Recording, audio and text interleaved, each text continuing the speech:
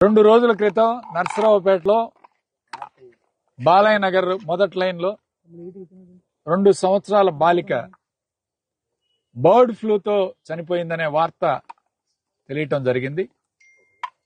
ముఖ్యంగా ఈ అమ్మాయి ఎయిమ్స్ మంగళగిరిలో వైద్యం పొందుతూ శరీరంలో ఉన్న అవయవాలన్నీ కూడా పనిచేయకపోవటం వల్ల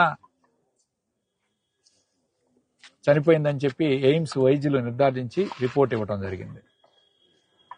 ముఖ్యంగా భారతదేశంలో బర్డ్ ఫ్లూ వలన చనిపోయిన 2వ వ్యక్తి అది నర్సరావుపేటలో జరగటం చాలా బాధాకరమైన విషయం, చాలా దురదృష్టకరం.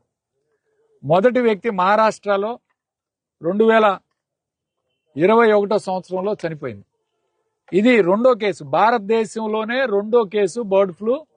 ఈరోజు నర్సరావుపేటలో బాలిక చనిపోవడం అనేది